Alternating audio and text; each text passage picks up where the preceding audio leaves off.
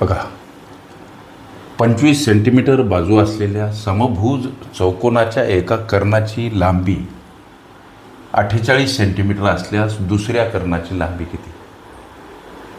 प्रश्न सोडवायचा कसा? समभुज आणि चौकोन आहे. समभुज या शब्दाचा अर्थ काय लेकरांनो? सारख्या भुजा असलेल्या. सारख्या भुजा म्हणजेच बाजू, सारख्या बाजू असलेला. आता या समभुज चौकोनाची बाजू दर्शवली 25 सेंटीमीटर. 25 सेंटीमीटर बाजू असलेल्या समभुज चौकोनाच्या एका कर्णाची लांबी,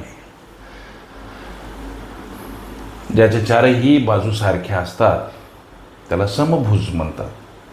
मग या समभुज चौकोनाची बाजू 25 सेंटीमीटर, म्हणजे ही बाजूसुद्धा, ही सुद्धा 25 सेंटीमीटर, ही सुद्धा बाजू लेकरांनो 25 सेंटीमीटर आणि ही सुद्धा 25 सेंटीमीटर असेल.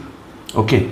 एका कर्णाची लांबी दर्शवली 48 सेंटीमीटर, म्हणजे हा कर्ण, लक्ष द्या, आणि याची लांबी दर्शवली 48 सेंटीमीटर. प्रश्न विचारला दुसऱ्या कर्णाची लांबी काय बाबा? आता हा असणार दुसरा कर्ण, मी जे टिंब टिंब टिंब टिंब असं मांडून दर्शवला, याची लांबी काय असा प्रश्न विचारला. हा जो कर्ण आहे लेकरांनो, हा कर्ण, याची लांबी प्रश्नामध्ये दर्शवली 48 सेंटीमीटर. या दर्शवल्या कर्णाचे जर तुकडे केले, जिथून हा लंब पडला दुसऱ्या कर्णाचा, ज्या कर्णाची लांबी दर्शवली त्या कर्णावर इथपर्यंत हा जर आम्ही लंब समजला, तर या 48 सेंटीमीटर दर्शवल्या भागाचे समान 2 तुकडे होताना दिसतात. अर्धी बाजू इकडं, अर्धी तिकडं. काहीच पायथागोरस सिद्धांत प्रमेयाला भिडून असलेलं हे गणित. 48चे जर लंबामुळे तुकडे होतात, तर हे झालेले तुकडे ॲज इक्वल आहेत, समान आहेत, सारखे आहेत परस्परांशी. म्हणून याचा 24 इकडं आणि 24 तिकडं भाग जाईल. आम्हाला दुसऱ्या कर्णाची लांबी विचारू द्या.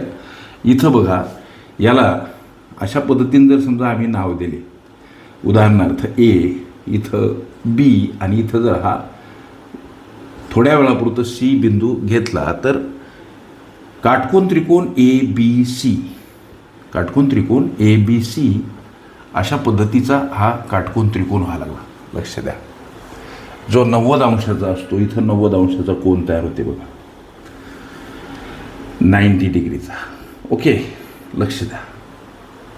मग आता ज्याच्यामध्ये हा कोन ABC 90 अंशाचा काटकोन तयार व्हायला, याच्यामध्ये लेकरांनो इथं ही बाजू AB आम्हाला माहीत पडायला लागली. लक्ष द्या, तुमच्या सविस्तर लक्षात यावं म्हणून.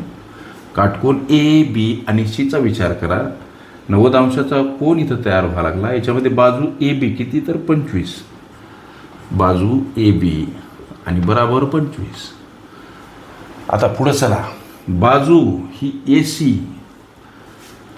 बाजू AC किती, तर या 48चे 2 तुकडे झाल्यामुळं बाजू AC 24 झाली लेकरांनो.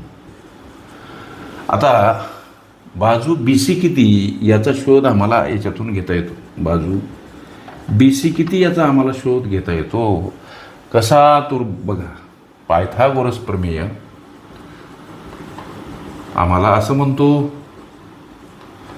की काटकोन त्रिकोणामध्ये कर्णाचा वर्ग हा पाया वर्ग अधिक उंचीच्या वर्गाइतपत असतो. आता यातला कर्ण कोणता? काटकोन त्रिकोण ABC मध्ये लेकरांनो कर्ण हा आहे 25. म्हणून कर्णाच्या ठिकाणी 25 आणि मात्र त्याचा वर्ग. पाया कोणता सर? तर लेकरांनो पाया हा 24, म्हणजे बाजू AC पायाच्या ठिकाणी 24 मात्र त्याचा वर्ग. आम्हाला जर उंची काढता आली, उंची म्हणजे काय आहे, अर्थात आपली बाजू BC आम्हाला जर काढता आली तर दुसरा कर्ण सहज काढता येतो.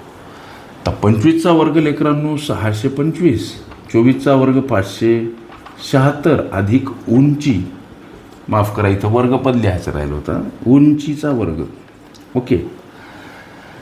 तर 625 मध्ये 625कडे जाताना 576 वजा स्वरूपात का मांडायची, संख्या परस्पर विरुद्ध बाजूने जाताना एखाद्या पदासोबत अधिक असेल वजा स्वरूपात मांडावी लागते. पुढे चला, हे उंचीचा वर्ग, ही वजाबाकी 49 लेकरांना वाटल्यास करून पहा.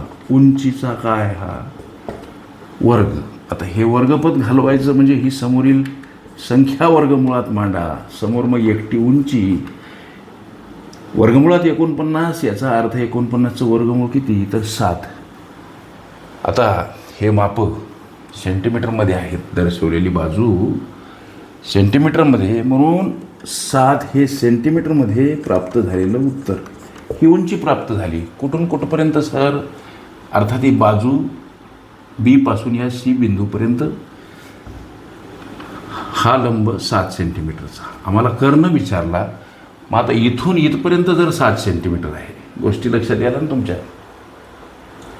अर्थात काटकोन त्रिकोण जर याला समजलं तर ही काटकोन त्रिकोणाची आम्हाला उंची प्राप्त झाली 7 सेंटीमीटर. एवढंच अंतर इथून पुढे आहे. मग कर्ण किती, हा जो प्रश्न विचारला, या चौरसाचा कर्ण किती, तर 7 सेंटीमीटर. ही इथपर्यंत लक्षात यायला ना तुमच्या. म्हणजे आम्ही इथं सी बिंदू घेतला, याला बाजू बी सी समजलं. इथून इथपर्यंत, या बी पासून सी पर्यंत ही लांबी 7 सेंटीमीटर. एवढंच अंतर इथून इथपर्यंत आहे. म्हणून 7 सेंटीमीटर अधिक 7 सेंटीमीटर प्राप्त होणारी बेरीज 14 सेंटीमीटर. हा असेल दुसरा समभुज चौकोनाचा काय असेल, हा कर्ण असेल. हे तुमच्या विचारल्या प्रश्नाचं लेकरांनो उत्तर. ओके. समभुज चौकोन, चौरसाची बाजू, परिमिती, क्षेत्रफळ, कर्ण काढणे, ह्या सर्व माझ्या प्लेलिस्ट अवश्य बघा. त्यामध्ये विविध स्पर्धकांनी विविध अंगांनी विचारल्या संभाव्य अशा असंख्य प्रश्नांचा सराव तुम्हाला करता येईल. ओके.